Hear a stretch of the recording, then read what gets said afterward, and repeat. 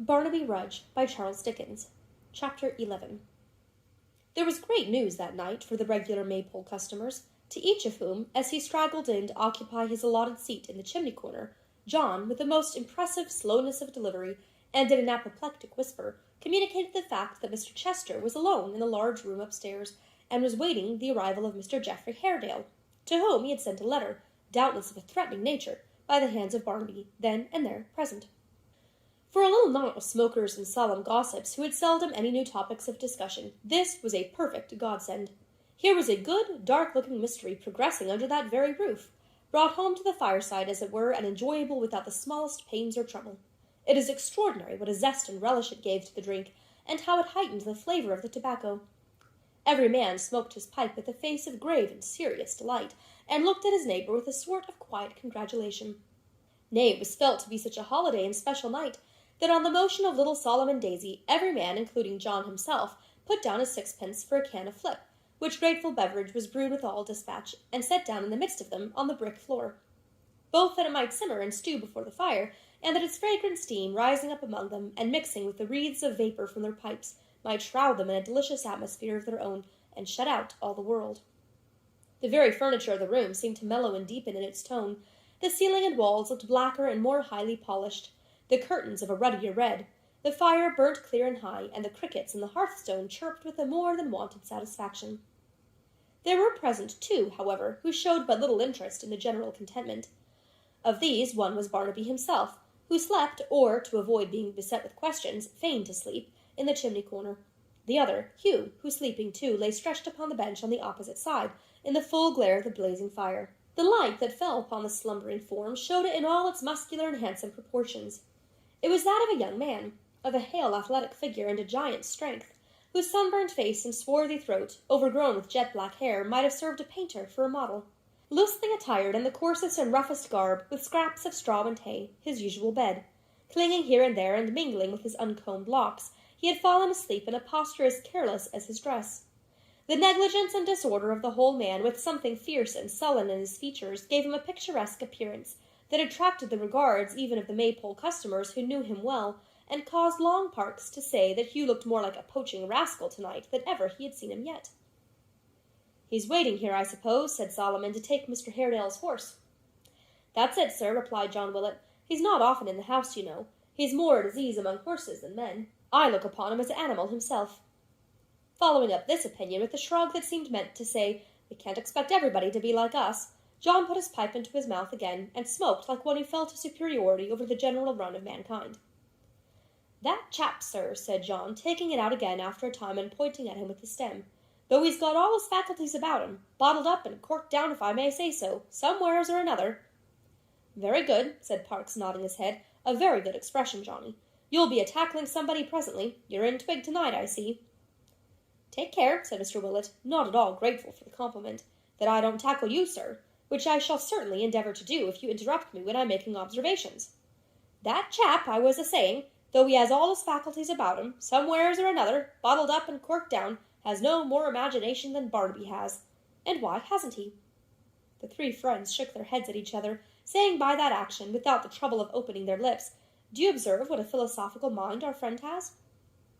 "Why hasn't he?" said John, gently striking the table with his open hand. "Because they was never drawed out of him when he was a boy. That's why. What would any of us have been if our fathers hadn't drawed our faculties out of us? What would my boy Joe have been if I hadn't drawed his faculties out of him? Do you mind what I'm a-saying of, gentlemen?" "Ah, we mind you," cried Parks. "Go on improving of us, Johnny."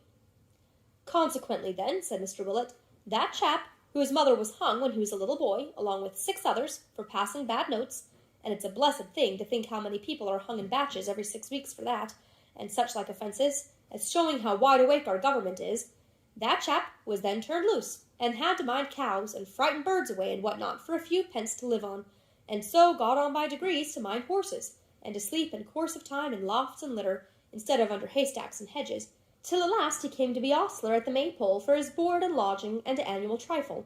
That chap, that can't read nor write, and has never had much to do with anything but animals, and has never lived in any way but like the animals he has lived among, is a animal, and," said Mr. Willett, arriving at his logical conclusion, "is to be treated accordingly."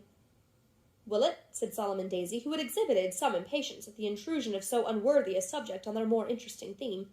"When Mr. Chester come this morning, did he order the large room?" "He signified, sir," said John, "that he wanted a large apartment. Yes, certainly." "Why, then, I'll tell you what," said Solomon, speaking softly and with an earnest look. "He and Mr. Haredale are going to fight a duel in it." Everybody looked at Mr. Willett after this alarming suggestion. Mr. Willett looked at the fire, weighing in his own mind the effect which such an occurrence would be likely to have on the establishment. "Well," said John, "I don't know. I am sure I remember that when I went up last he had put the lights upon the mantel-shelf." "It's as plain," returned Solomon, "as the nose on Parks's face." Mr. Parks, who had a large nose, rubbed it, and looked as if he considered this a personal allusion. "They'll fight in that room. You know by the newspapers what a common thing it is for gentlemen to fight in coffee-houses without seconds. One of 'em will be wounded or perhaps killed in this house." "That was the challenge that Barnaby took then, eh?" said John. "Enclosing a slip of paper with the measure of a sword upon it, I'll bet a guinea," answered the little man. "We know what sort of gentleman Mr. Haredale is. You have told us what Barnaby said about his looks when he came back. Depend upon it, I'm right. Now, mind." The flip had had no flavour till now. The tobacco had been of mere English growth, compared with its present taste. A duel in that great old rambling room upstairs, and the best bed ordered already for the wounded man. "Would it be swords or pistols now?" said John. "Heaven knows. Perhaps both," returned Solomon. "The gentlemen wear swords, and may easily have pistols in their pockets. Most likely have, indeed. If they fire at each other without effect, then they'll draw, and go to work in earnest." A shade passed over Mr. Willett's face as he thought of broken windows and disabled furniture, but, bethinking himself that one of the parties would probably be left alive to pay the damage, he brightened up again. "And then," said Solomon, looking from face to face, "then we shall have one of those stains upon the floor that never come out. If Mr. Haredale wins, depend upon it, it'll be a deep one. Or if he loses, it will perhaps be deeper still, for he'll never give in unless he's beaten down.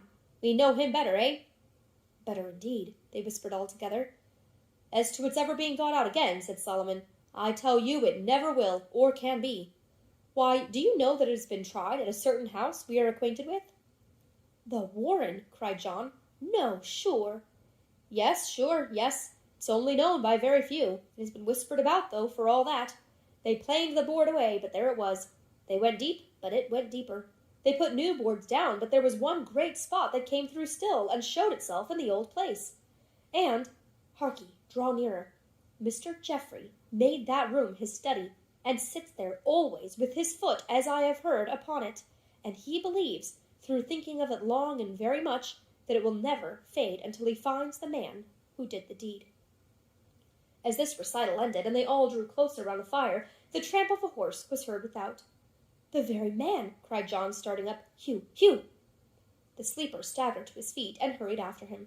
John quickly returned, ushering in with great attention and deference, for Mr. Haredale was his landlord, the long-expected visitor, who strode into the room, clanking his heavy boots upon the floor, and looking keenly round upon the bowing group, raised his hat in acknowledgment of their profound respect.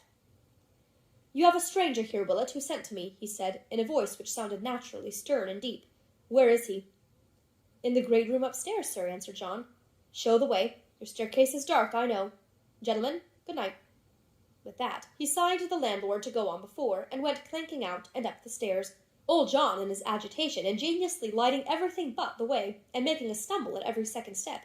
"Stop," he said when they reached the landing. "I can announce myself. Don't wait." He laid his hand upon the door, entered, and shut it heavily. Mr. Willett was by no means disposed to stand there listening by himself, especially as the walls were very thick, so descended with much greater alacrity than he had come up, and joined his friends below.